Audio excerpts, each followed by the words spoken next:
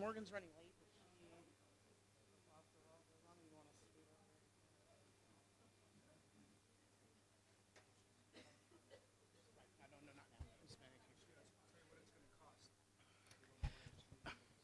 Yeah, Morgan is supposed to come, but so yeah, you good, Tammy? All right. We good? Okay, folks, we are under budget and on time as usual. Welcome, welcome, welcome, Zephyr Cove. You have no idea how happy I am to be home. I am Cynthia Mohuden with the Rural Nevada Democratic Caucus. We are on our very last day of a long and fun and grueling road tour. We started in Winnemucca on April 15th. We went to Winnemucca, Battle Mountain, Elko, Ely, Eureka, Urington, Fallon, and now we are here, and tonight we are going to be in Carson City. So I live here at the top of Kingsbury, for those of you that don't know me. So to be able to drive 15 minutes to do this brought me a lot of joy. I'd also like to take this opportunity to introduce my partners in crime in this adventure. Our chair, Devin Doan, he runs the tech and makes the magic happen. And our lovely secretary, Marie Bledsoe. There she is back there. Hey, Marie. She's the lady with the surveys. If you are willing to say lovely things about me, please ask her to give you a survey. So before we get started, I'm going to give anyone local that's running an opportunity, who's running for office as a registered Democrat, an opportunity to introduce themselves. So who is a local Democrat that is running for office? Okay. I'll go with Eric, Stacy, and Bob. We'll start over there. Go ahead, Eric. And you got like 1 minute, so make it quick, please. We got to get out of here and head to Gold Dust at the end. Oh.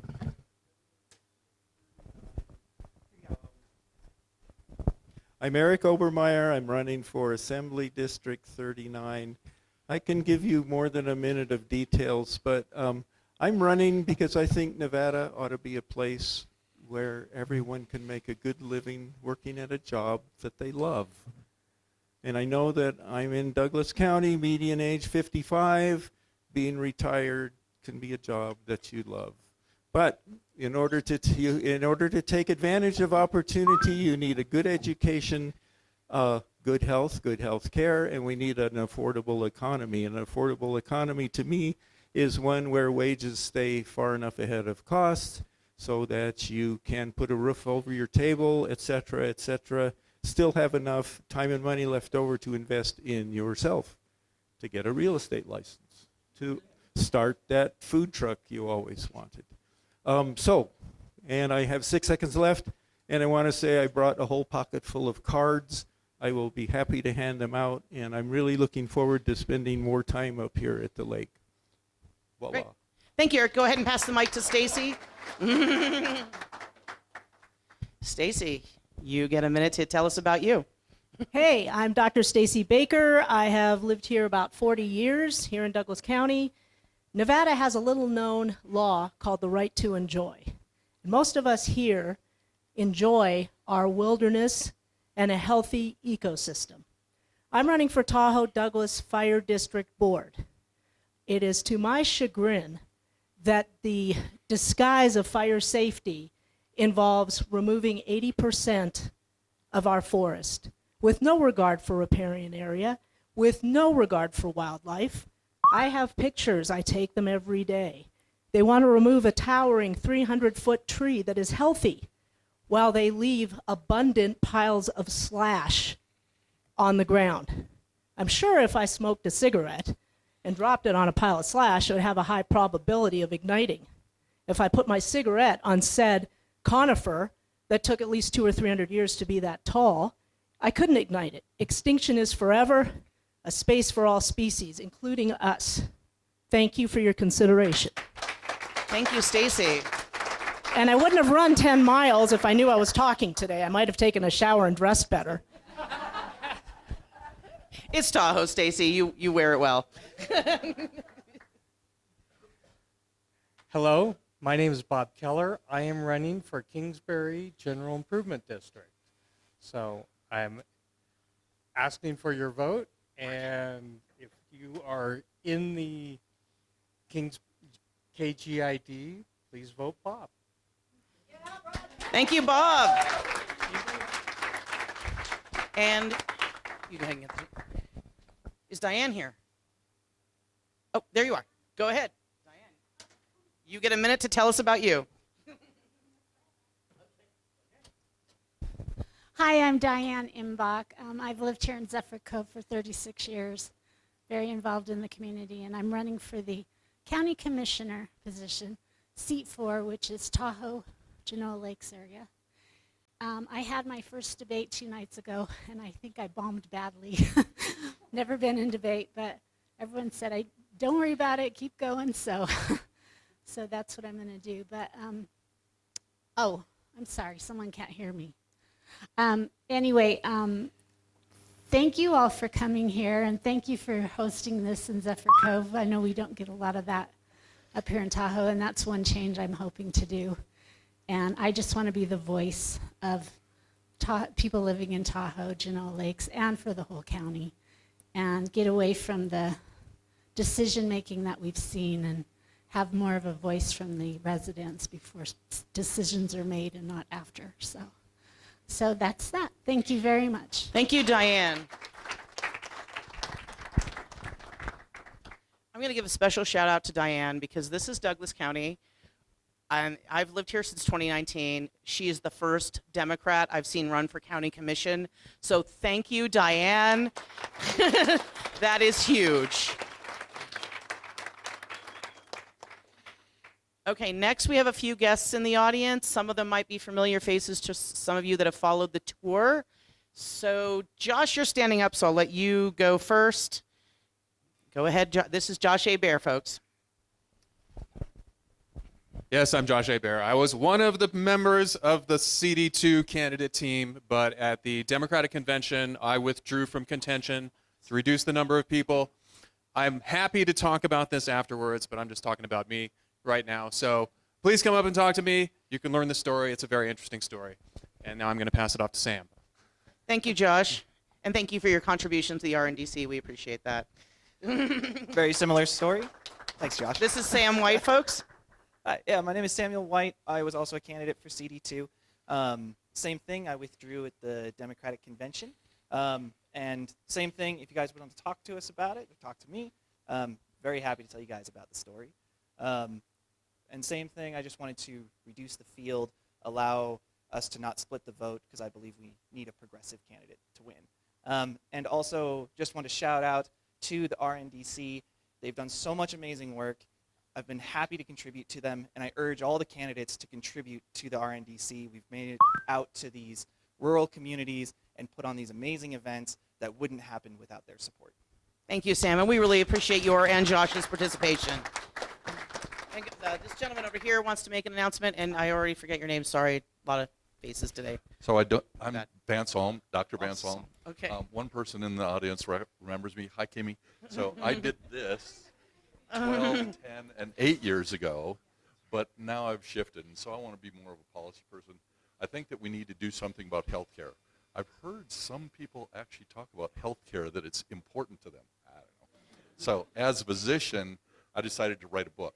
So when I was running, the Affordable Care Act was the coolest thing on the planet, so people were like, oh, you want to go against that. And then Medicare for All became ooh, that's the best thing ever. They're wrong. So think public health service. You have a model, the VA. Consider that. It's much less expensive than Medicare for All. It actually provides health care in the rural areas. It's providing health care, not health insurance. And the most recent thing I've heard from somebody was, health insurance is a crime against humanity. So think about that. Think about health care, not health insurance. I'll take it. Oh, and my book that I just published a week ago is FedMed, and it describes everything. It describes why you should do it, the heart-wrenching stories of all these people that say, no, really, you need to understand health in America is awful. And then it goes on to describe, this is exactly what you need to do. It's a blueprint for how to make it happen. And then the last chapter is for all of the voters, for the politicians, for the business owners, it's got something for everybody to do to make it happen. But I talk too much, sorry. It's all good. Thank you so much. Thanks for coming today. I know you've got a handout.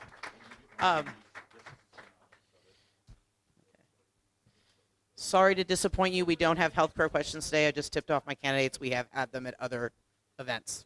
So I'll give them a sec.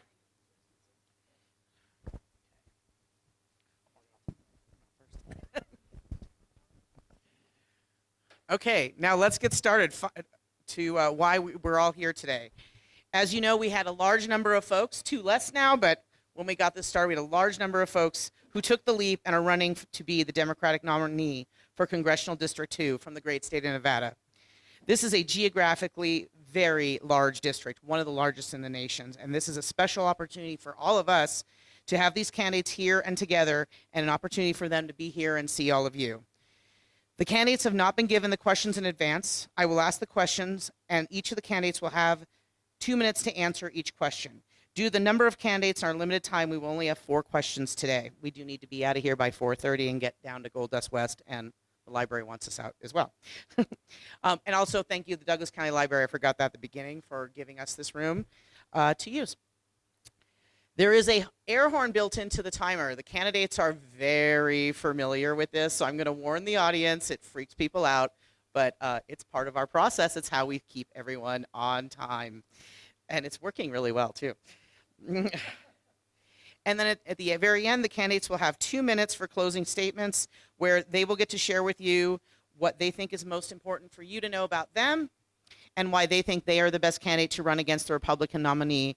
So for the first time, we can finally turn this congressional district blue.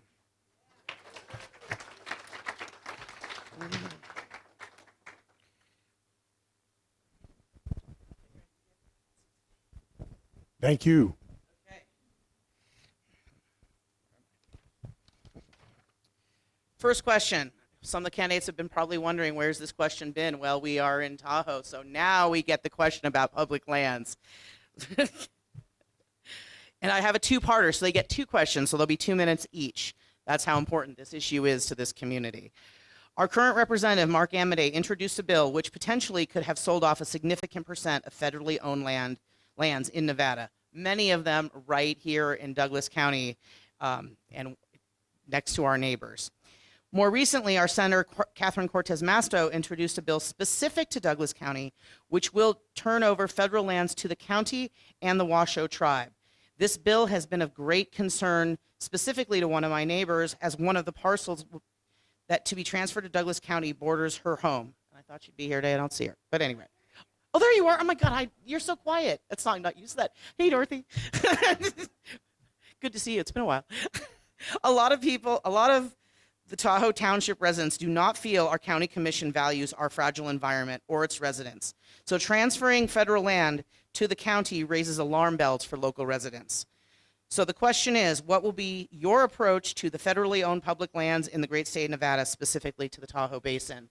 And Greg Kidd, this is a good one for you to go first because you also live in the basin. So you're up, 2 minutes. Finally, we're on my side of the lake. Yes. My side of the mountain. So first time over here. So I live in Crystal Bay, and my first experience here was riding the Flume Trail. That's where I fell in love with Nevada, and I've been here now for some time. I do have a background in conservation. I come from working for Outward Bound and the National Outdoor Leadership School. We spent a lot of time on BLM land. I'm also thankful for a question. My last meet was in Dayton, and with 250 Republicans, 9 other Republican candidates, and they asked, what's the risk to us of Sharia law here in Nevada? That was one of the 2 big questions on the agenda. So this one seems a bit more relevant. Yes, Mark was part of a midnight massacre to sell off our land. I think there's legislation that's been introduced that never should our land be sold without all of our representatives having their say. No Saturday night specials. And so with this issue that's being asked here, it's not just all of our federal representatives, it should be also with coordination with the local folks. And so we do know that 86% of the land is with the feds. They got it as part of a deal of statehood. And so we should always have a trade-off discussion between the entire state and the local folks before we take land from the Fed and absorb the cost and also the local impact for you here And so it should be a complete discussion with everybody at the table before any of this happens. And so none of this should happen behind closed doors without consultation of local folks and the district and the state as a whole. So I don't know what the process is here and whether you've been adequately represented, but I'm really concerned if you feel that this is happening to you rather than with you. So with that, I'll yield back the time and say thank you. Thank you, Greg. Kathy, you're up. Hi, Kathy Durham here. So what I say about public lands is our public lands should never be sold off or given away or traded or bartered. They are our public lands to be preserved. There was a reason that they were preserved. If there were an instance where they were up for negotiation or a conversation, like Mark said, all people need to be at the table. Greg, what did I say? Mark's the guy. Yeah, sorry. Yeah, well, okay. Thank you for the correction. I reclaim my time. But here's what I will say. So when I get to office, I'm going to make sure that I block all bills that threaten to sell off or trade our public lands. Okay. Furthermore, the reason that we have so much of our lands held by the federal government is because we could not afford to maintain those lands ourselves if we had them. So what we need to do is make sure that the federal agencies that have been in charge of stewarding this land along with this have the staff and the resources and the funding that they need so that we can take care of the lands the way they need to be taken care of. We should not be dismantling the Forest Service and sending the offices over to Utah. We should make sure that the Forest Services have their offices everywhere that they are needed. They have the staff that is needed. They have the funding that is needed. So again, I will block legislation that aims to get rid of our lands unless all in the community are in favor. And I will strengthen legislation and funding that protects our public lands and makes sure that they can be tended the way they need to be tended. Thank you, Kathy. Mark? Hi, everybody. My name is Mark Jolly. I was a former archaeologist, and I'm very well acquainted with the public lands here in Nevada. The thing is that while they are public, there are certain regulations that have to be required for those properties. And by the way, those properties are ours. Right now, as public lands, they are all of ours. The moment that they get made private, they are not ours anymore. All of those regulations go out the window, or at least a lot of them do. And I don't know, ask yourself this, how much access do you feel that you get as a public citizen who may not live up here in Tahoe to be able to access the lake? A lot of those properties, those lakefront properties, are owned by millionaires and billionaires. And if we sell those properties off, who do you think is going to be buying them? They're just going to put up fences. We're going to be disallowed from those areas. And the environmental regulations, out the window. So right now, keeping these public lands makes them accessible, makes sure that they are managed by an agency that cares about them. The Forestry Department, the BLM, they do not own these. That is a usage of words that I really wish people would stop using. They manage them for us. I used to write up reports on these things to make sure that agents, or not agencies, but like developers, mining organizations, things like that, they understood the damage that they might be doing, and that was because the BLM agencies required that. So I don't want these lands to go away. I don't want for us to ever give away anything that's ours. And for what? For who? Where is that money going to go at the end of the day? Is it going to go for things that we want it to? No. It's going to be we all know where it's going to be going to, like a ballroom? Something like that, maybe just disappear in the mix? No, thank you. I want to hang on to that land. That's mine. It's yours too.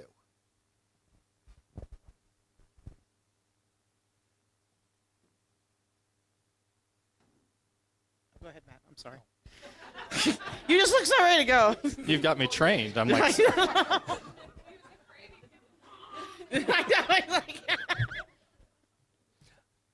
so the big beautiful bill where Mark Amadei did put all of our public lands up for sale, from the Ruby Mountains to the waters of Tahoe, the waters of Tahoe, where I swim every single summer right off the federal land that is available to me to hike down to swim in those beautiful, pristine waters, up for sale to the highest bidder.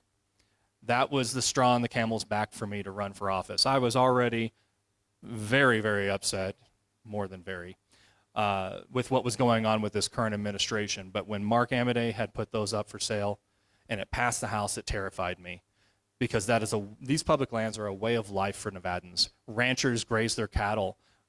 This is a place for hunting and fishing. And it's a way of life for so many more of us who like to snowshoe and ski and hike and backpack and camp. This is an incredibly important piece of life for me and so many other Nevadans. So as elected to Congress, I would make sure that we are paying attention to not selling off our public lands. If you look at an ArcGIS map, I'm not sure how many of you know, but engineers in the room know what I'm talking about. There's a lot of private land that is vacant and is sitting there waiting to be developed, but no one's willing to do the work to get it developed or take it and sell it for the right price to the developer to get it done. That's what they're coming after these lands for, is for housing and for mining and so many other billionaire corporate issues. Now, when it comes to the U.S. Senator's bill trying to take public lands here in Douglas County, I would say, if I were in elected office, giving public lands away to the tribal nations, 100% would be behind. That is something I would never be against, because those are their lands. That is from them from the very beginnings before we were ever here.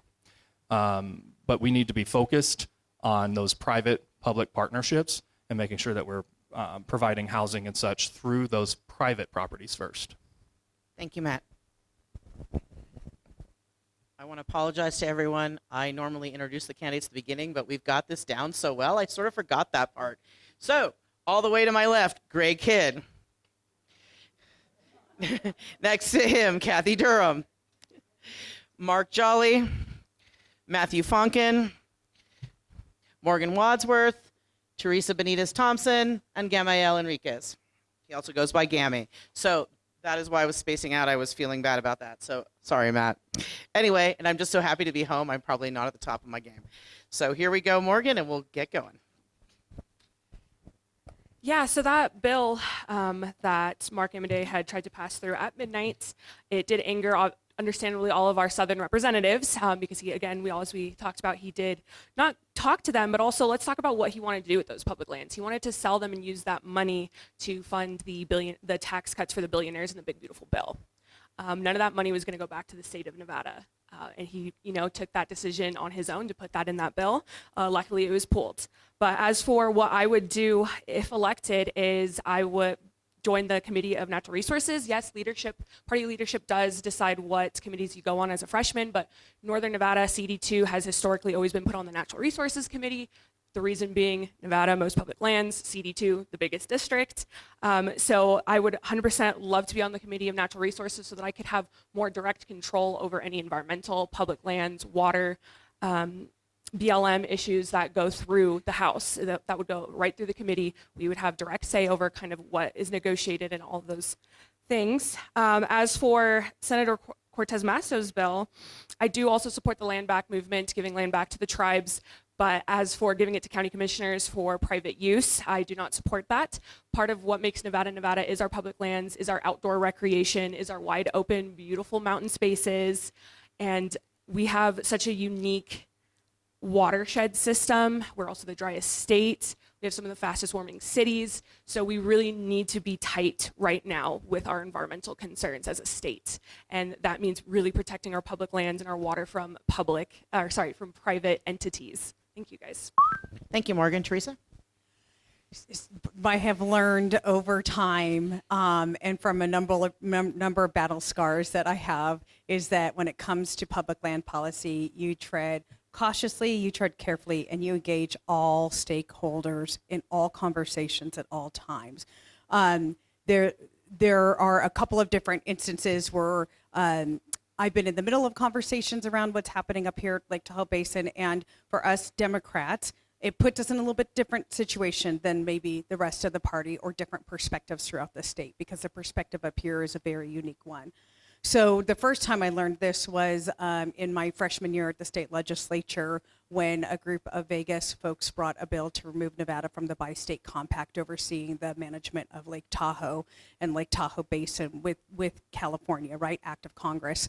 And so at that point, it was like, yeah, we've got some disagreements about what might be happening, but you can't completely remove us from that bi-state compact. That's how we jointly manage everything in the Lake Tahoe Basin, because reminding everyone, we know this here, but sometimes you have to remind people, there's a state line that runs right through the middle of the lake. Not so much a little bit more on the towards the Nevada side, which gives California more, right? So that was our leverage as a small state of 3 million to make sure our perspective and voice was going to be heard in these bigger conversations about basin management. Voted against my own chairwoman, against my own party, for Nevada not to remove itself from that compact. The bill passed. Things blew up. There was a lot of consternation about it. You all responded. They brought another bill to undo that, in which I happily told my Southern Nevada colleagues, well, I kind of tried to tell you so. Secondly, was trying to work and convince my Southern Nevada colleagues about $20 million in bonding for appropriate environmental fixes up here in the Lake Tahoe Basin. Once again, convincing the other part of the state of why the state should put up that $20 million with the bonding authority and hand it over here. The point is, on public lands, especially the perspective here, is that we have to have a unique advocate voice that understands that when you go into these conversations, it's not always just what the state of Nevada needs, but it's what uniquely this community needs. You have to be collaborative in all. Thank you, Teresa. Go ahead and pass the mic Or the to your other right people will get it wrong. to Gammy. And there it is. Thank you very much. Go ahead, Gammy. Gami Enriquez here. I want to apologize. My phone is with me because my wife and I are expecting our first child at the end of June, and so I am prepared for anything. My wife and I absolutely love Lake Tahoe. It is just absolutely stunning. And we want our baby girl, Ella Jo, to enjoy Lake Tahoe, as I want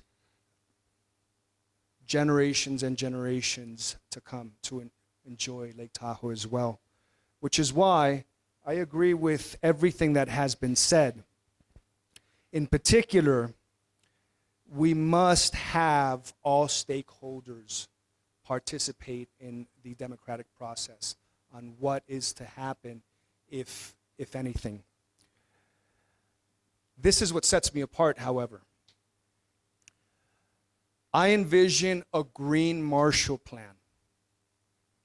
This is the strategic response to our environmental challenges, and it's also the strategic response to 50 years of economic inequality, to say nothing of the artificial intelligence revolution and automation revolution. Green Marshall Plan, inspired by the Marshall Plan after World War II, set the stage for the European Union. It's basically the international equivalent of a Green New Deal or the Inflation Reduction Act. Takes care of a lot of issues, but I'm just going to mention one because I'm slowly getting out of time here. I want to see rooftop solar for everyone. I want to see every roof produce more than it consumes and send back money to all of you. Thank you, Gami. And just, it's fine if candidates want to stand during their time. Just please don't walk in front of your fellow panelists. Thank you.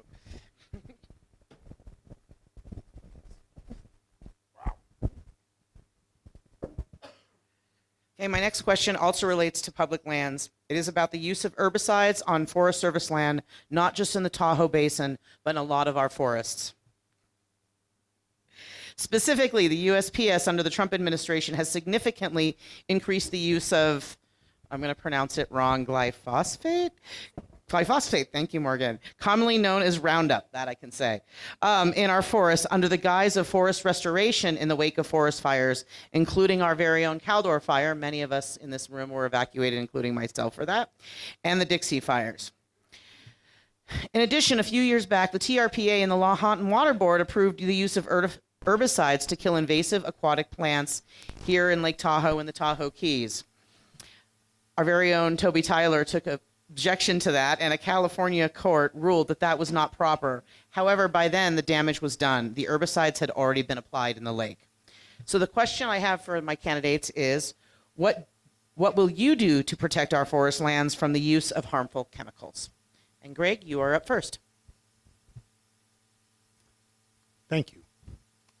So there are a whole class of, sometimes they call them forever chemicals. And there are things like Roundup. I might remember back in the days of kids standing out and getting sprayed with DDT, right? So we went through a period in this country when we really just ignored all the dangers. And then we went through a period when we took stock of them. We know that this problem is one of an overall problem that's happening at the federal level today with a denial of science and not looking at the true consequences. And this is affecting all across environmental issues. And so we're seeing things like drugs that were known or found to be harmful just being, for economic reasons, just the science is being pushed aside.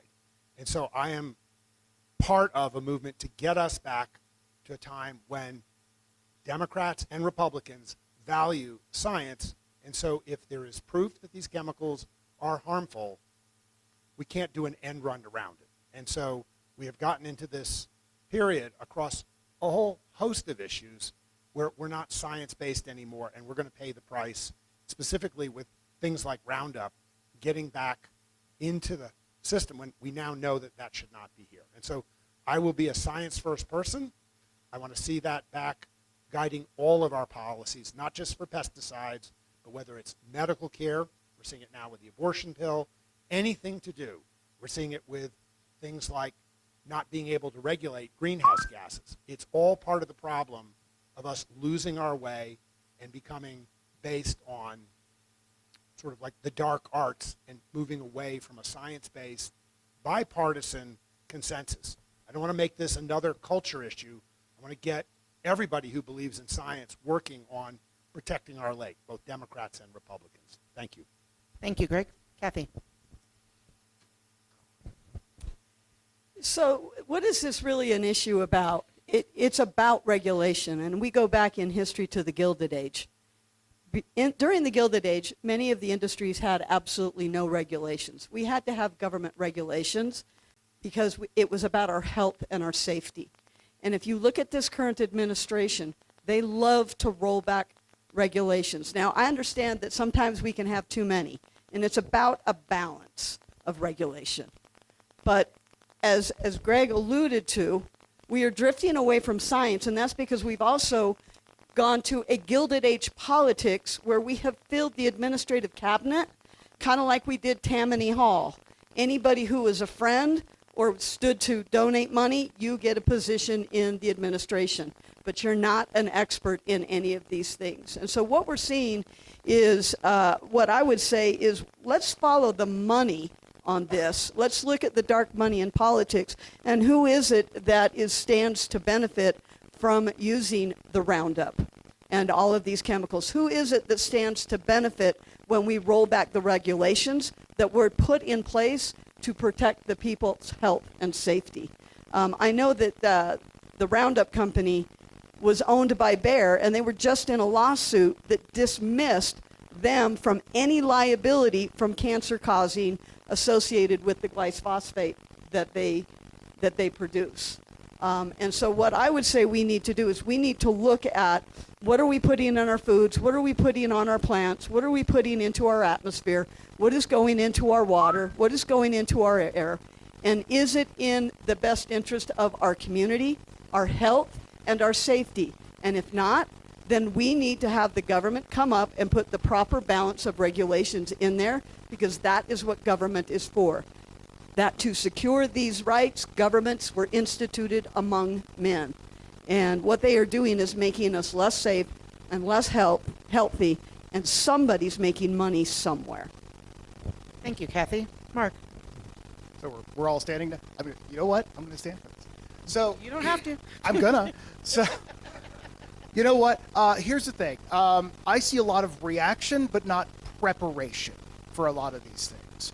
We have a changing climate right now. One of the things that I want to see, and this is kind of something that I've been big on, raise your hand if you guys have ever heard of the CCC.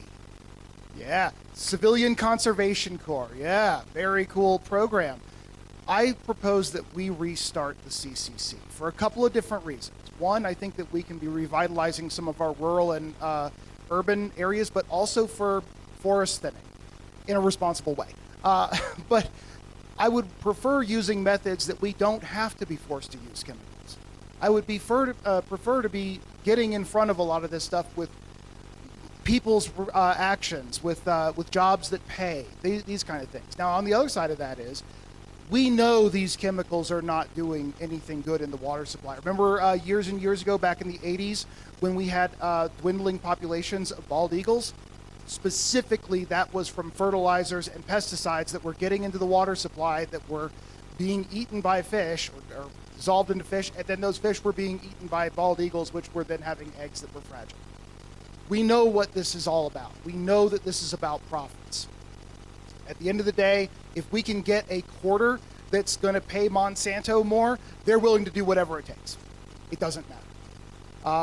The industrial farming that we see is specifically related to pesticides and herbicides, and we need to be reevaluating that. I want to see a future in America where we can be paying people to be shoring up our resources in a natural way, getting out into the forests and rolling back decades of mismanagement. And I want to make sure that our water supplies are not just clean for us now, but what are they going to look like 50 years from now? All right, thank you. Thank you, Mark. Matthew Funkin, it is your turn. Oh, thank you. So these are definitely bad policies, and we know that these herbicides, like mentioned, are flowing down into our streams, into the lake eventually, and this causes, and the big deal, for especially for Tahoe, is about water clarity at the end of the day, right? We want to be able to see 100 feet deep for another 100 years would be the goal. And if we continue to let the Forest Service practice with these bad policies, we are not going to have that happen. It causes algae blooms. We've seen this come from farming communities all across this nation, in lakes all across this nation, where the water clarity has gotten worse and worse, and now it is green slime. I've seen it firsthand in South Dakota and many other states where we go fishing near farmland where they've been using herbicides for a long time. It is literally green slime you're pulling fish up out of the water with.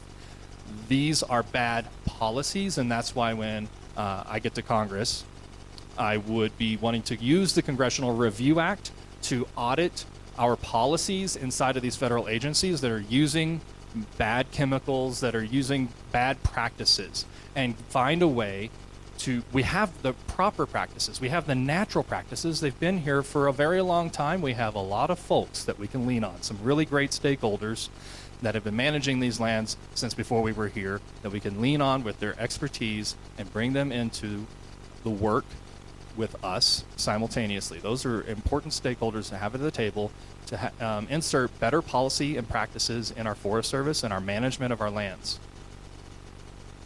Thank you, Matthew. Morgan.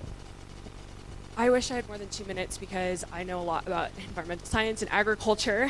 So glyphosate Roundup was created by Monsanto. The very first protest I ever went to when I was 15 years old was actually a protest against Monsanto for the GMOs and for the herbicides and Roundup back in Sacramento over a decade ago. So I have been looking into this for a very long time, and so to answer the question directly first is, what will I do to protect our public forests and range, and most likely also rangeland and farms from these herbicides and chemicals? Well, again, being on the Natural Resources Committee, we'll have more direct control over things that happen, but we also need to start listening to scientists and experts, bringing those in when we write legislation. We also really need to address the fact that, yes, when we are weakening these regulations, it is 100% because corporations are lobbying to our politicians and paying them a lot of money to put these things in these bills and to weaken these regulations so that they can continue to make money and continue to do whatever they want. So I think that, well, not even just I think what we need as an entire system overhaul, and that I know so many people agree with me right now,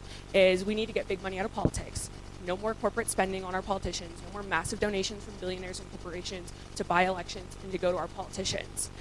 And then other than that is, yes, the issue with the glyphosate here in Lake Tahoe specifically is, this is also my favorite topic, is our internal watersheds. We are called the Great Basin because we have an internal watershed. We are one of the only places in the nation that has an internal watershed. So when we have these poisons going into our water, they stay here for a very, very long time, and they just keep circling down and down and down into our groundwater, into our basins, and they're almost impossible to get out. So we have to be careful about using any kind of chemicals in the communities of Northern Nevada and the Great Basin region as a whole.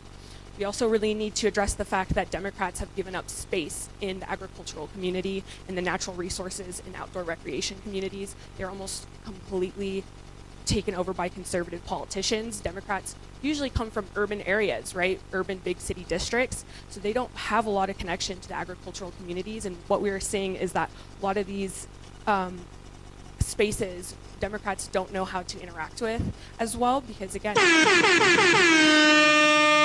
Thank you, Morgan. Teresa. So I'll start with the foundation, right? What is foundational for us as Nevadans, which is that public lands are not only our foundation in terms of the land that we live in, but they're foundational to our Constitution of the state of Nevada. Our Constitution says the first three things very clearly. One, we are an anti-slave state. We are coming into this union not allowing slavery.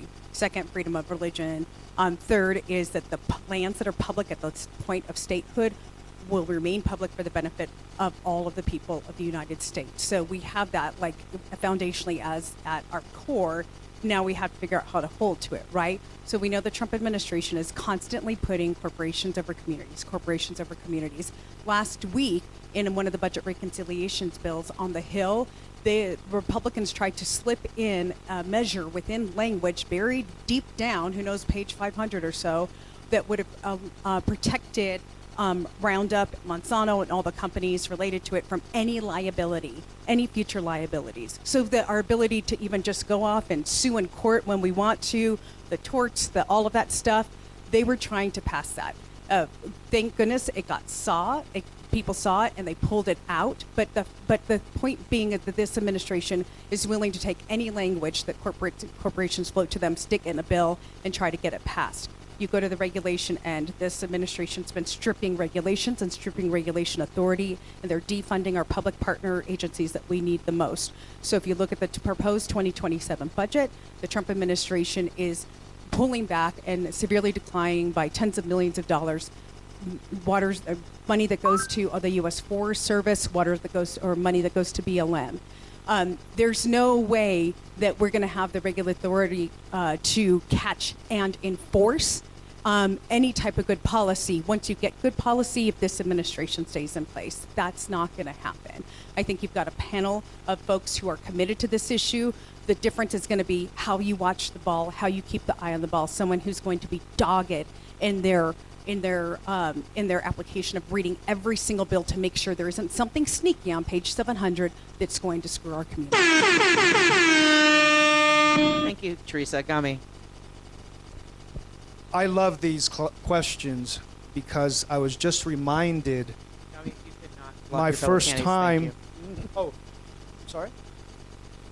Don't block your fellow I'm sorry. candidates. I love these questions. Is this better right here? Yes. Okay. I love these questions because I'm reminded of the first time that I actually volunteered on a presidential campaign, which was 1999 for Al Gore. I was in, made several phone calls, and then eventually shook his hand when he came to Roosevelt High School in East Los Angeles. And ever since then, I've been very passionate about the environment. So I agree with everything that has been said. However, this is what sets me apart. In my Green Marshall Plan, which is that strategic response, as Mark mentioned, we typically react. Green Marshall Plan is a strategic response to take preventative measures, such as that CCC that he talked about, as well as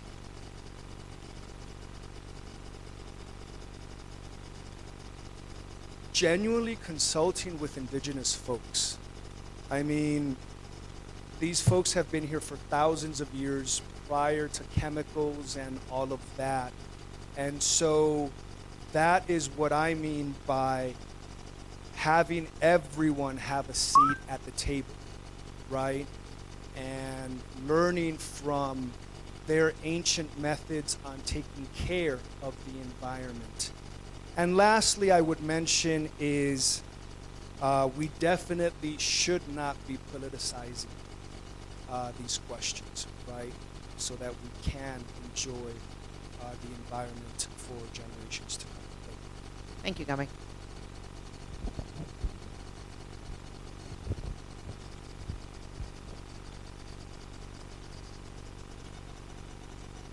Okay, not everyone saw it, but our early invites to this program included the opportunity for folks that were RSVPing to ask questions, and a local resident did ask 2 questions. Unfortunately, he couldn't be here today. These next 2 questions are from Ed Andrews. He lives here in Zephyr Cove. Question 1 from Ed. Will you be on the front lines of No Kings protests? Will you personally lead in exposing and stopping immigration detention camps in Nevada? Are you willing to be arrested yourself while peacefully protesting, as was the case for Representative LaMonica MacGyver in New Jersey? Go ahead, Greg. This is a great question, and you guys, who here has been to the No Kings protest? Anyone miss it? You missed it? Why did you miss it?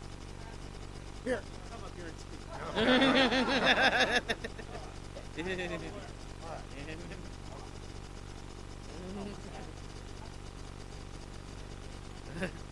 Okay, guys, let Greg have his time. I know he kind of asked for it, but So look, it is. There's always that speech at the beginning of Patton, and he says, you know, you want to tell your kids during the big one, were you shoveling shit in blank? Like, who wants to miss the No Kings rally? This is our moment for our country. Like, this was the time when our country was founded. It was about not having kings. We made this choice. And so the energy at the No Kings rallies I've been to has been incredible. And you know, it's a competition to who has the best sign. What was my last sign? Anyways. What?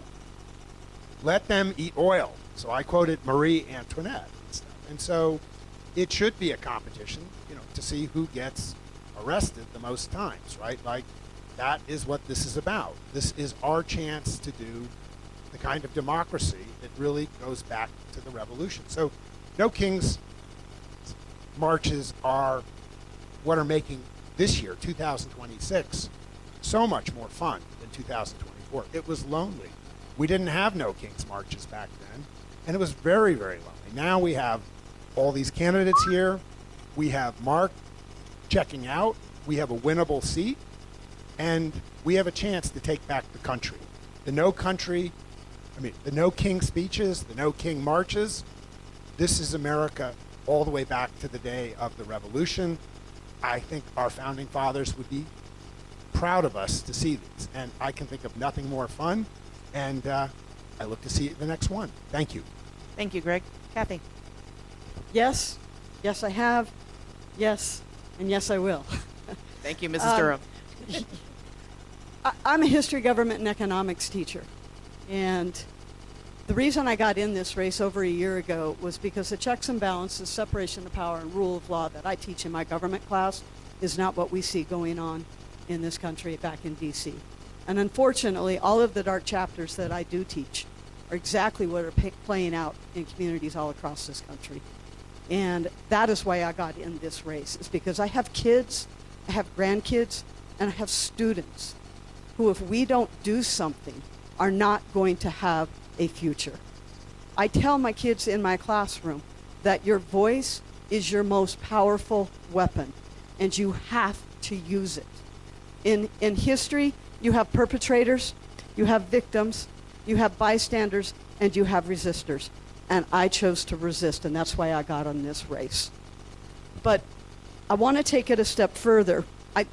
I have to throw in this little caveat. I took my grandson, who was staying with me this summer, to his first No Kings rally. He has an older brother who's at Fort Benning right now.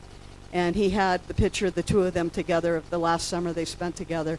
And it said, my brother did not sign up to serve in an illegal war. And I was so proud that he wanted to go to the rally with me. But I want to say, it's not enough just to go to the rallies. The rallies are great, and we got to keep showing up. We've got to be in the streets all the time. But those are pep rallies, and it does us no good to have a pep rally and not have a game to go play afterwards or have a strategy for how we're going to play the game. And that's why I'm running for Congress, is because I want to be in the game. I want to stand up. I want to be part of the solution. I refuse to be a bystander and watch this happen to my country, to our country, to the country that belongs to our kids. We say all the time that our kids are our future. No, they're not. Our kids are our now, and all of us need to stand up and fight for them. So yes, yes, yes, and yes. Thank you, Kathy. Mark? Yeah, I've gone to every single one of them. I've been to protests since I was 16. But when I take my girls to these, I always ask them, like, you know, we've made signs together, that kind of thing. But what are the rules, girls? They're like, don't talk to cops. Okay, yeah, don't talk to cops. And if things get crazy, what do? Find somebody with a mohawk. There you go. So, yeah. So, yes, I've been to every single one of these. I go to city council meetings. I go to community events. I go to mutual aid and soup kitchens and all like that. It's not enough. It doesn't seem to be doing it. Well, I don't want to put it that way. These are Band-Aids. People need us. So go to soup kitchens, provide mutual aid, try and support your community until we can get structural changes that will change this stuff. But that's why I'm here doing this. I was coming back from one of the protests with my daughters, and they were like, Dad, we just got rolled coal on by all these trucks. We got, insults from people, and we got claps and stuff like that. But what more are you doing? Couldn't you? You're a grown-up. Couldn't you be doing more? And I was like, I don't know. I guess I could run for office. And they were like, okay, well, why aren't you doing that? It's like, oh, crap. Well, now I'm in a box. So, yeah, I am doing this specifically because I feel like I need to be doing more. Because there are some things that are leftist ideals that could be said across the aisle, and there are people over there who actually respond to it. They just need to be hearing it in a way that they actually understand, where it doesn't seem like shaming. And at the end of the day, I want results. I want outcomes. So I will go across those aisles. I will talk to people. I've gone to gun shows and talked to people. I've gone to church group meetings, Rotary clubs, Lion Club meetings, things like that. And I have talked to people who ask me, hey, you're a business owner, why aren't you over here with us? And I tell them, dude, I just had a whole 20-minute conversation with you. You agree with all of it. Why aren't you over here with me? I am making a difference that way too. Thank you. Thank you, Mark. Matthew? No kings, no ICE, no KKK, no fascism in the USA, right? That is what we chant at No Kings. And I believe it wholeheartedly. I've been to every single No Kings, and even on the second one, they had, I'm known for bringing the Trump chicken. Just in case you know, if you ever see the Trump chicken at No Kings, it's me. It means that I'm there. We took Trump chicken on tour. We did Carson City. Then we went up to Reno, and then we went down to South Lake Tahoe. We made sure that Trump chicken was there to represent, and he had the tiny tacos on his hands. It was fabulous. So yes, I have been to all the No Kings. The other one, we had him on wheels, and he marched with us. And the last one, he was right down at the main stage in Reno. So No Kings is just the newest version of what we were doing in 2017 through the first Trump administration, and I'm proud to have been able to build that momentum for this district and for this state over all of those years so that we could be where we are today, growing a movement across this district. And that is exactly what won and flipped this state, our U.S. Senate seat in 2018, and won our governor seat and everything down the way, because we got more and more folks involved out of their houses, off of their couches, and in the streets, getting involved, getting connected to organizations that are represented in each one of these so that they could get plugged in, go out and knock on doors, make calls to voters, turn out the vote, because that's how we change what's going on in this country. absolutely will be happy to be arrested for fighting and standing up for the immigrant communities in this nation. What is happening right now is demonstrable, and ICE must be dismantled, defunded across the board. No hands, like, this is done. It needs to be over and done with. Gosh, I am so proud to sit in this room with so many folks and faces that I have seen at these No Kings rallies and showing up every single time. This is what we do for our communities. Thank you, Matthew. Thank you for the Trump chicken. Morgan, you're up. Can you repeat the question? And can also somebody find me some water? My ADHD meds give me really bad cotton mouth. Okay, looks like Josh is on it. Okay. Will you be on the front lines of the No Kings protests? Will you personally lead in exposing and stopping immigration detention camps in Nevada? Are you willing to be arrested yourself while peacefully protesting, as was the case for Representative LaMonica McIver in New Jersey? Thank you. So yes to all of those questions. I have been to every single No Kings, every single ICE vigil, every single ICE protest. And beyond that, I've been to city council meetings. I've been to different board meetings, like the Department of Agriculture in our state, county commission meetings. The last couple of months, because I do agree, going to protests is not enough. It is a pep rally. It's great to see everybody there. We need to do more. I've also spoken at, not No Kings, but I've spoken at some of the Code Pink rallies, some of the ICE vigils and the ICE protests. One of the ICE protests was also a Mark Amadei protest, because he was seeing the Builders Alliance in a private fundraiser at the El Dorado. And I went out there to protest him, and I went around telling people, did you guys know that he is the chairman of the Department of Homeland Security subcommittee in Congress? So these ICE bills, this ICE funding, is rubber stamped by him, and a lot of people didn't know that. So it was really good to talk to people and to let them know, like, hey, he's in this building right now. Unsurprisingly, we did not see him. He must have gone, in and out through a back door, as he does. So, and also you had to pay a lot of money to get into that event. So. But absolutely, I will be on the front lines always. I love to be on the front lines, and I love to go toe-to-toe with power and institutions. I've been doing that with my campaign. I made the mistake of breaking the unspoken social rule of coming in and doing this race without talking to the relevant organizations and institutions beforehand. But to me, at the end of the day, this is a democracy and a republic, and really the power for who becomes a candidate and who goes to office belongs with the people and not with party leadership or with powerful institutions. I believe in No Kings across the board, not just for our federal government, but also for our donors, our party leadership, and our really big organizational institutions. Thank you, Morgan. Teresa. So it's all hands on deck time, and when we talk about being at the front of the fight, in the front of the advocacy for our communities, it's one that I've been in for a long time. I wasn't probably much older than Mark. Mark, you had said your first protest at 16. I think my first protest was 18, and that was the haul of nuclear waste through downtown Reno and our trail through using our train tracks. Another protest would have been when the Sierra Chemical plant blew up and killed. It was either 2 or 3 workers. Why? Because instructions were only given in English and they weren't given in Spanish, and so those workers did not understand the chemicals that they were holding and using. Next protest I was at was because at the time a state lawmaker used the term wetback in an official committee hearing, and so I showed up to protest that. I've been at a lot of different protests, women's protests. When we say all hands on deck, we need things for everyone to do. So it's not just about being out protesting in the street. It's very much about making sure that our attorneys are providing pro bono hours so that if people do get arrested or when they do get arrested, that we have support to the legal system because they can drown us out. We know the Trump administration was actively arresting First Amendment protesters at ICE in Minneapolis and in Portland, and then not bringing charges against people. So they were being detained and held for hours and hours at a time, then being doxxed by our federal government on social media, saying here's a terrorist, right? And then not pressing charges. 300 people are still living in the court system, having to figure their way out of that.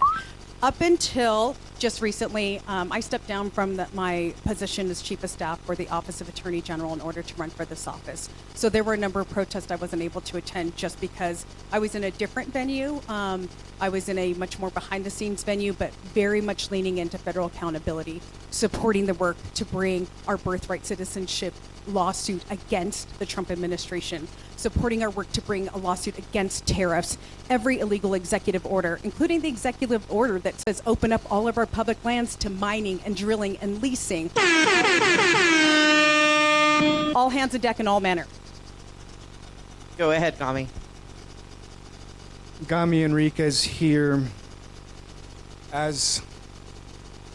Bueno, primeramente voy a comenzar con sí, sí, sí. Yes to all of the above. As the only Latino in this race, and my parents were undocumented in the 1980s, and long before I knew what discrimination was, I lived it. And it wasn't until my first protest in California in 1994, Proposition 187, Pete Wilson. I was in my probably 13 years old. And I love that everyone is up in arms about immigrant justice. That is very, very important. However, this is what sets me apart. I am the only candidate with a truly universal economic platform from cradle to grave. Why is this important? After 1945, we created the United Nations, Universal Declaration of Human Rights. Political rights, universal to all. But what gets talked about very little is how economic rights should also be universal for all. We have fought for those for decades around the world. Why don't we fight for them here? I am the only one fighting for them here. Why is it so important to have universal political and economic rights? Right now, the powers that be divide and conquer us.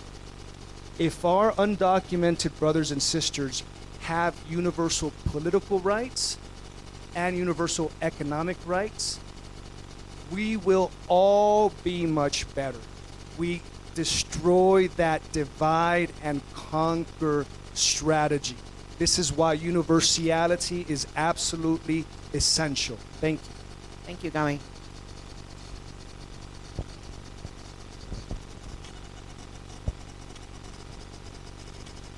Question 4, this is also from Ed Andrews. Many Democratic voters in Nevada are disillusioned with Democratic political leaders who appear tepid and feckless in responding to Trump's wanton attacks on immigrants, free speech, and the war in Iran. We need more than indignant press releases and speeches on the House floor. What do you have in mind?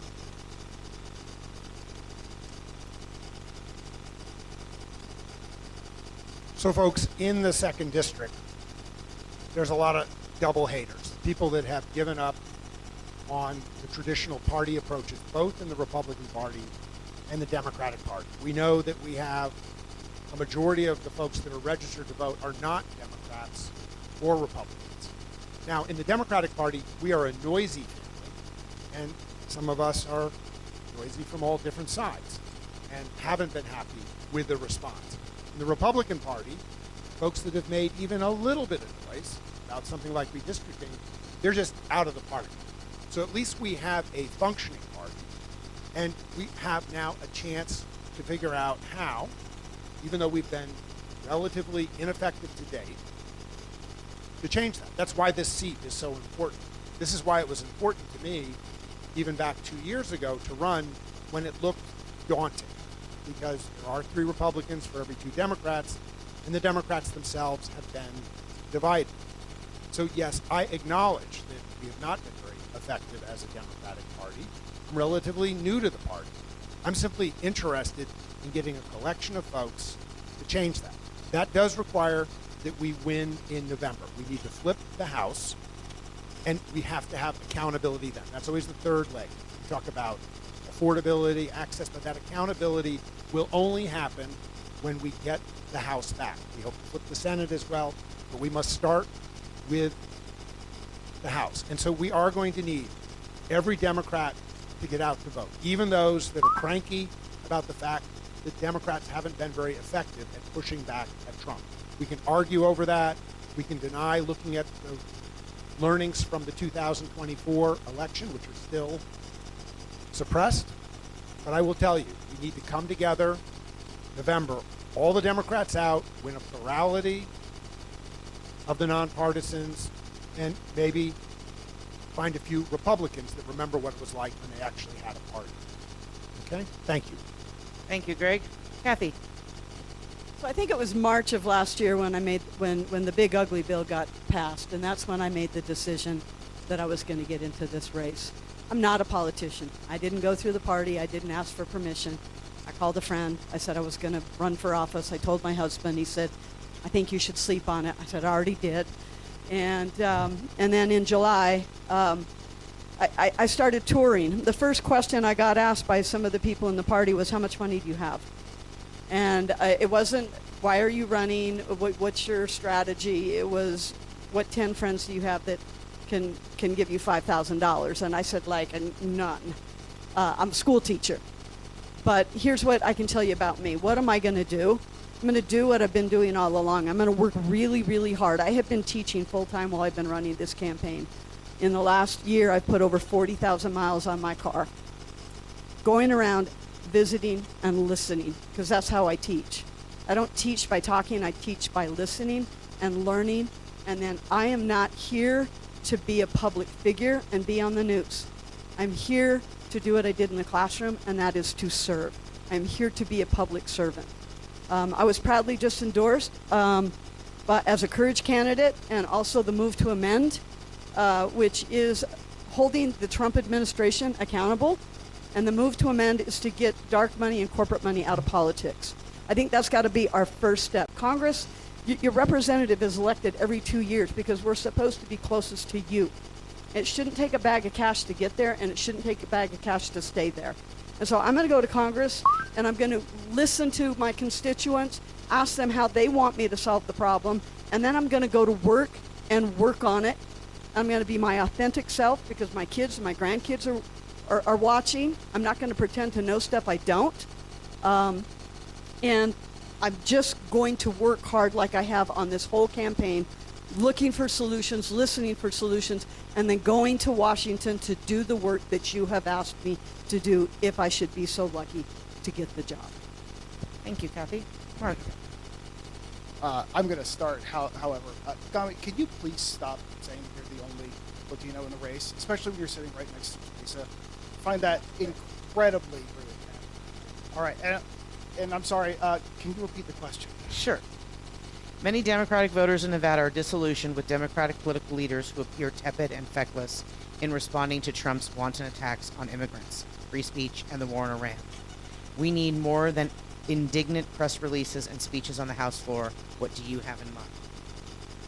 Well, yeah, I think that maybe they need to be locking arms a little bit better. They need to be, becoming a unified group and not breaking ranks when they are supposed to be together in this. Like when we had our last shutdown, and we did over 30 days for both of our representatives to just break ranks and decide that they were going to vote the other way. Now, as far as what we can do, as a freshman congressperson, I think we need to be realistic about this. Being strongly worded and calling things out is about one of the only things we can do. We can hold up committees, we can filibuster, we can make a scene, but unless we get into the committees that we need to be, unless we are able to hold things up in appropriations or other such things, one of the only things we can do is use our voice. And fortunately, that voice gets elevated the higher we go. Literally, the reason that I got into this race was so that I could speak truth to power and go into rooms that I needed to be able to do that in. You get entree when you are a candidate. When you're just some dude, nobody cares. So being able to do that as a congressperson, being able to say these things on television, being able to change narratives and frame debates, yeah, that's something I've been doing. That's something I want to continue doing. And that's something that we should be expecting from our representatives. We need to be doing that not just in Washington, but here too, and in spaces where people gather just like this one. Because I can guarantee you, having this is more important than what you guys might be hearing in the media later. This has more weight. So this is where we need to be doing that in these spaces. Thank you, Mark. Matthew. Folks are being disaffected from politics because they are being affected, all of us are being affected by the same issues. Rising costs of housing, food, gas, you name it, premiums in healthcare, all of it. And all they ever see is politicians continuing to benefit from the system, putting money in their pockets. This is why we have to get big money out of politics. I am proud to be endorsed by Take Back Congress because we need to make sure that we're banning stock trading by our representatives and their spouses in Congress.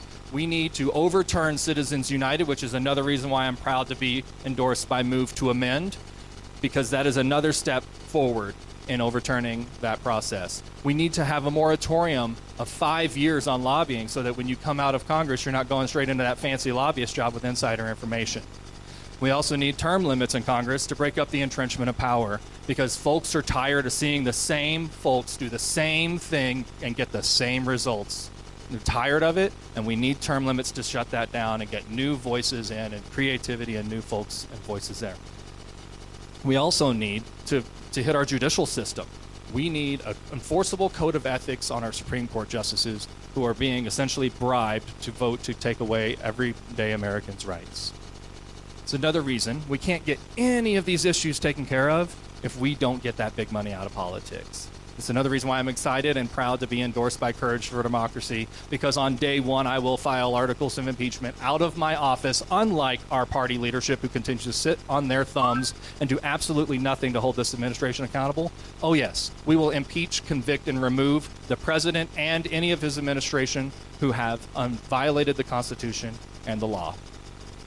Thank you, Matthew. Morgan.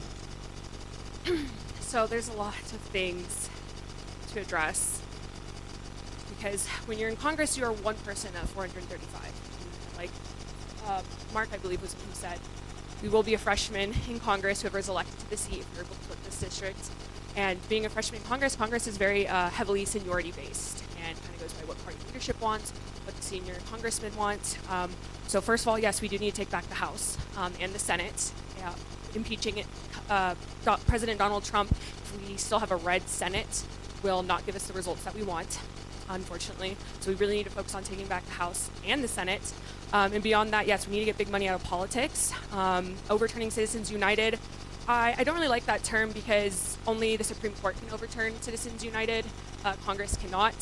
What we can do is do a constitutional amendment and pass legislation and campaign finance reform laws to put pressure on Citizens United and the precedent that it set. So I like to say, we need a constitutional amendment to ban big money out of politics. And I also believe that we need just a complete lifetime ban on lobbying.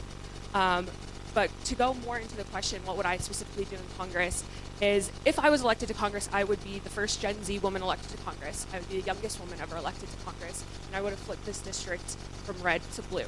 So that means I would be on national news all the time, and I disagree that it's called the AOC effect.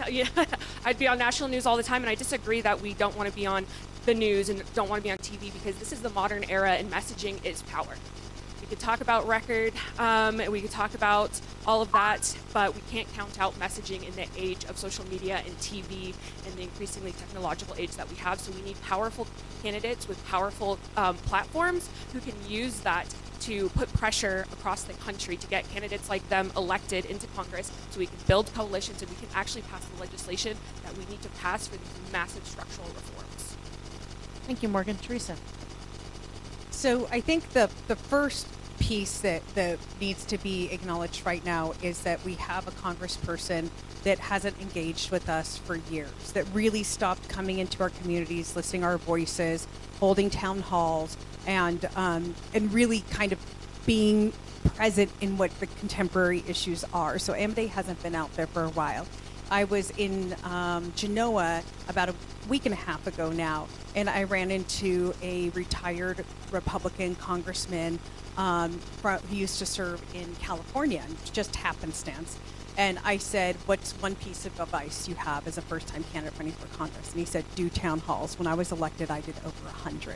And I was like, could I do that? Let me do the math. Like, all right, throughout CD2, if you did like 2 a day, like, could you find 50 days on the calendar? And if you did it 1 year over 2 year, I'm like, no, you could do that. You could make that happen. So I have my own goal if I were elected at 100 town halls. Because first and foremost is being responsive to the people and being in the communities. And I like being in the communities. I'm going to make it sound like, oh, that sounds so hard. I love being in the communities. I'm a social worker by profession, so meeting people where they're at is for me a joy. And I feel like very much I'm reverent about the fact that people would welcome me into their space. And as we've been traveling through the rural Nevadas, we've been wonderfully received. So I have no qualms about traveling through rural Nevada as an elected and making sure that we are constantly having this conversation and dialogue. Everything that everyone is saying is true. Whoever gets elected right now, there's 212 Democrats in Congress, right? We get a blue wave, maybe we get up to 240, 250. But that's a big if. We have to remember right now that we're in the fight of our life over our electoral maps in this nation, right? Speaker Jeffries raised something like $400 million for the fight in Virginia, and now it's being held up in the courts. We have what just happened in Louisiana. Like, we cannot take our eye off the ball that we are in a fight for our life just to get the reality of getting our voices elected and heard. So once we get there, it's no holds barred as far as I'm concerned. How are we going to be effective? Thank you, Teresa. Kami. First of all, with respect, if we look at the footage, Teresa refers to herself as Latina. I'm a Latina. So, just for the record, okay, Mark? Thank you. Now, with reference to what I would do, folks, if we look at the data, right, about 60 to 70% of us are living paycheck to paycheck. I'm a small business owner. I DoorDash as well. I speak to small business owners and folks that have not one job, not two, three. My wife is a professor at UNR. She's got a PhD. I've got a master's. But we are going to the food pantry twice a week. We have friends who are also professors with their PhDs, have worked very hard. They're also going to the food pantry. So while getting money out of politics is very important, I think what's even more important is to get money into people's pockets. This is why, once again, I am the only candidate with the bold vision, Green Marshall Plan, international equivalent of the Green New Deal, which will fund a universal basic income, just like Alaska has had 50 years. Enormous benefits. We end perpetual war, our dependence on fossil fuel, the undue influence of foreign lobbies, including the Israeli lobby, creating millions and millions of jobs domestically and internationally, preserving our environment, and so much more. That is the difference. Thank you. Thank you, Kami.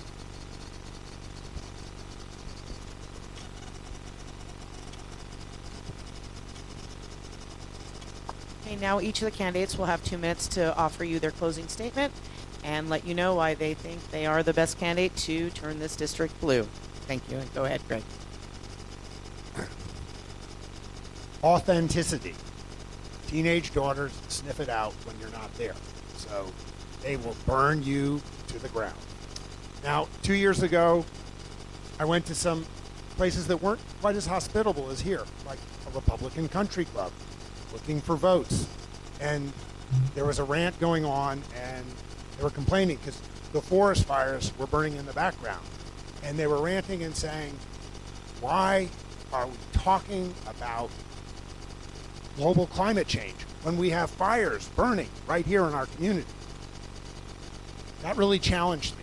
How am I going to connect and engage with these people? And look, when we lost the election back in 2024, a bunch of constituents that used to be solidly Democratic, we lost our way with them.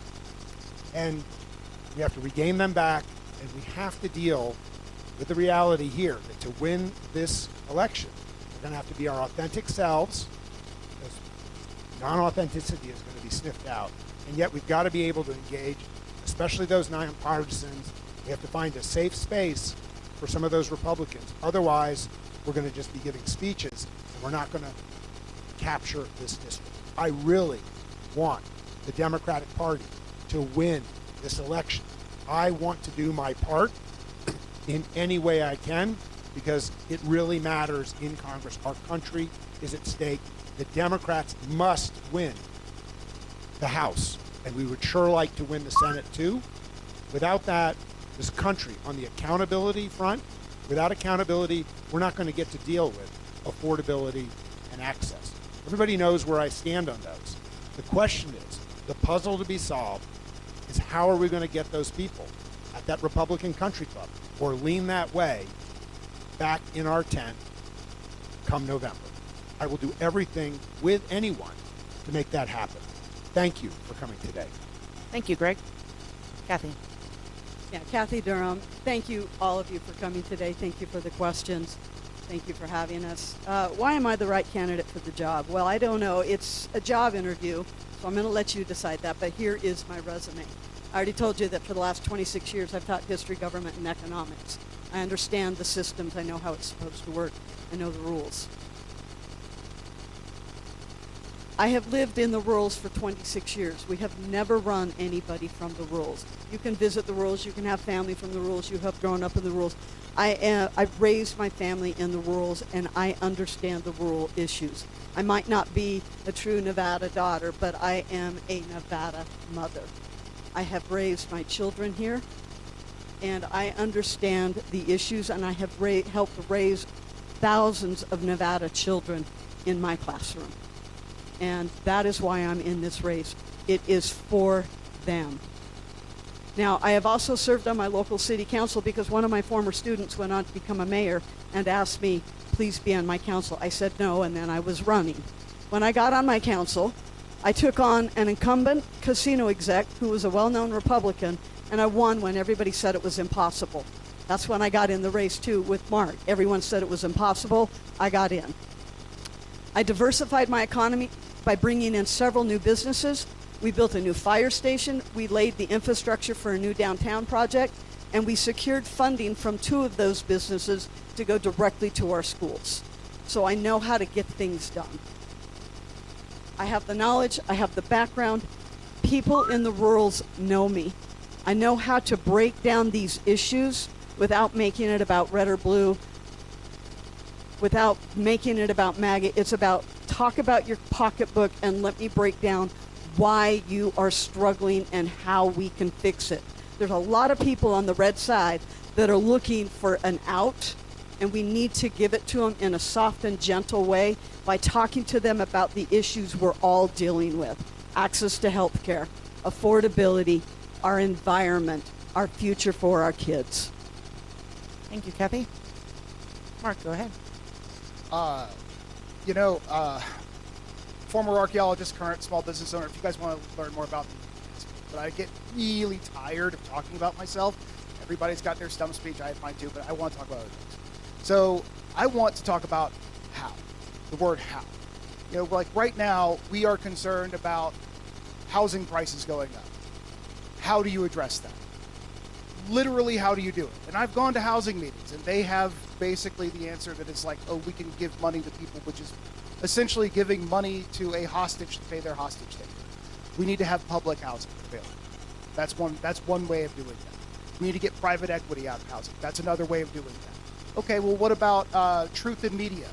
We don't have a fairness doctrine anymore. You guys worried about the lies that are being told on television? You guys worried about the fact that the media outlets like Facebook, Instagram can be used as amplifiers to spread misinformation? Yeah, I'm worried about that too. If there's nobody responsible, then you get exactly what you see right now. So we need a fairness doctrine to make sure that the companies that are platforming this stuff are responsible at the end of the day. That's how you change it.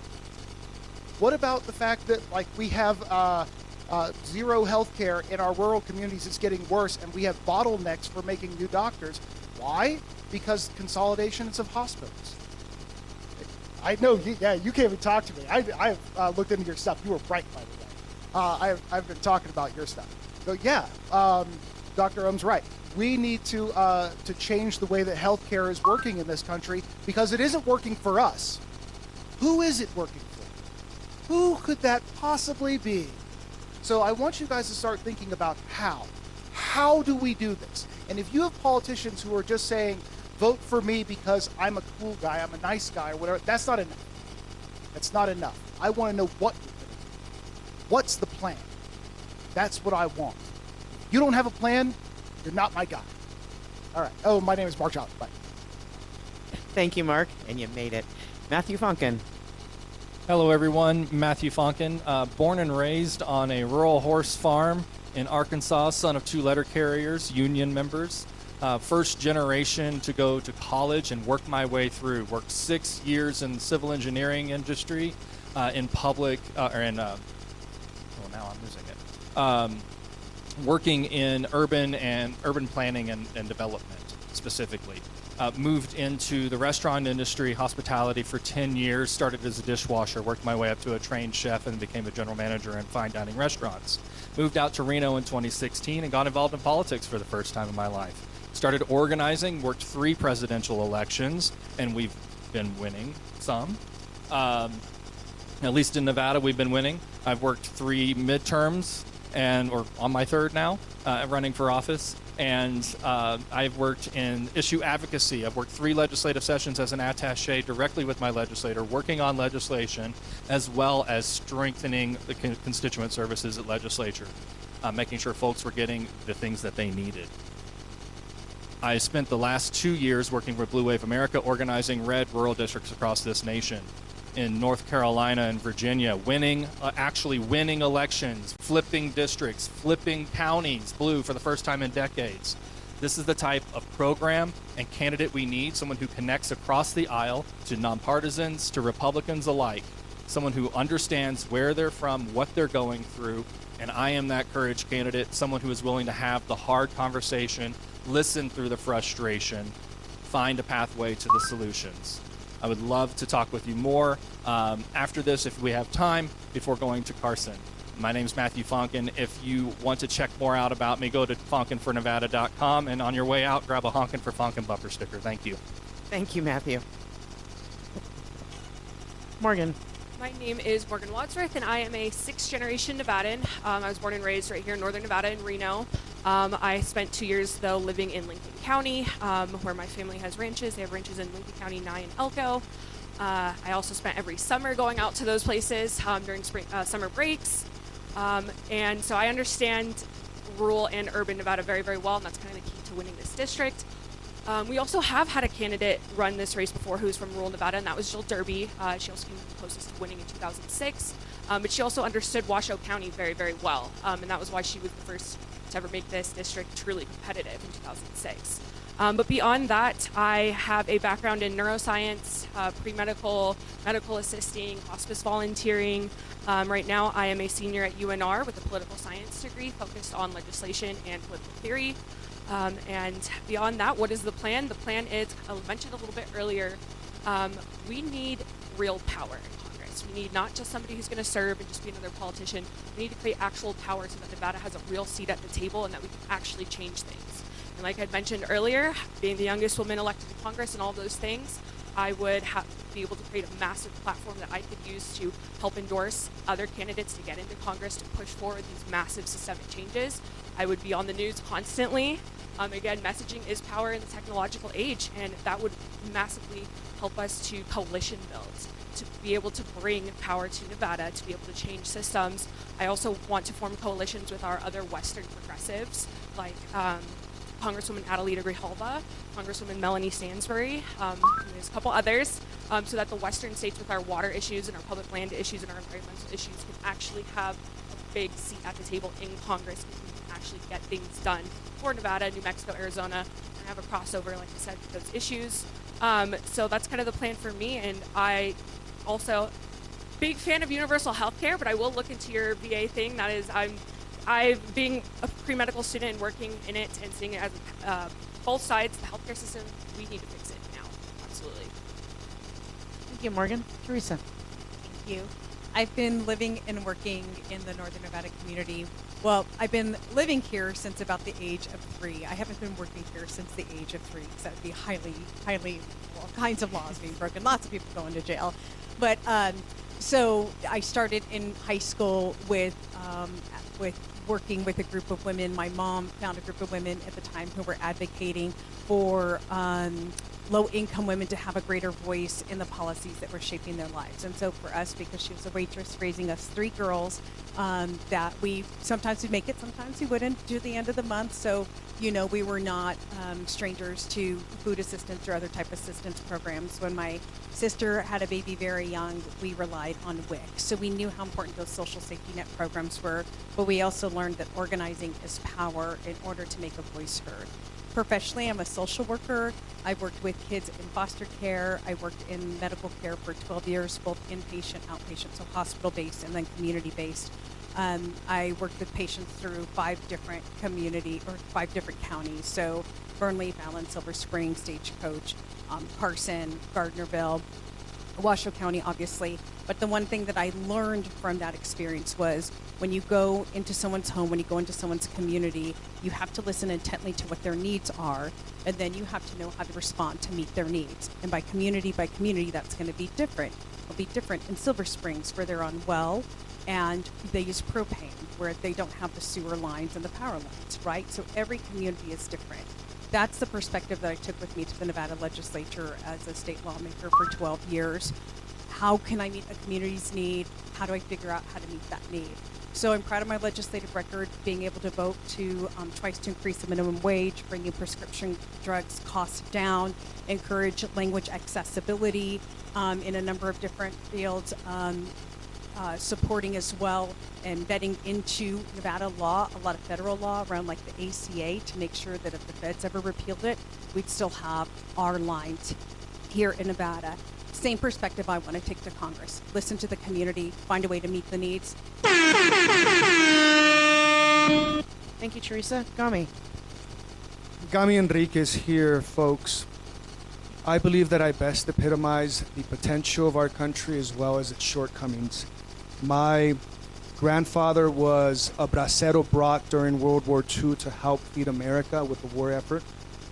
My mother also picked the food, fruit, vegetables, stuff like that in the fields. I was born in that environment back in the 80s when social mobility was still a thing. They became first-time homeowners, small business owners, citizens. I was the first to graduate from high school, attend college. 9/11 happened, and I said, why in the world are we being attacked? In pursuit of those questions, I decided to be a career diplomat. But unfortunately, because economic inequality, I dropped out, became homeless, went through the criminal justice system, had to survive on SNAP minimum wage, earned my master's from UNR. I believe that not only because of my lived experience, because the data proves it, we have 10 years of data, that anything short of universal economic policies and universal political policies will only feed in to MAGA Republicans and further American fascism in this country. Back in the 50s, it was acceptable to say the N-word, right? Liat water. In the 60s, it was about states' rights. It was about busing. In the 80s, it became about fiscal responsibility. And so all of these have culminated with Project 2025. Fundamentally very racist policies designed to hurt specific groups of people, but in the process, the irony hurts everyone, which is why we must have universal policies. Check out my op-ed. This is Thank you very much, Gummy. Thank you, everyone, for coming today, and I also, again, want to thank my candidates. I can call them mine because I do truly love them all. They are really a great group, and I genuinely appreciate their participation in these events. I think this has really done a lot to bring, our candidates to the people and have real democratic process on a grassroots level for folks in the rules to hear directly from their candidates. I think that's something that's been missing, that our goal with the RNDC is to bring to folks. So I hope you all enjoyed it today. We really enjoyed having you. And if you want to chat with your candidates, we have the room for another 25 minutes. It's also a beautiful day. Go outside. We've been waiting for this for a long time. And if you've got your surveys or you want to grab one from Marie, and please remember they are on double-sided paper. And I hope you enjoyed it and you have a great rest of your day. Thank you so much.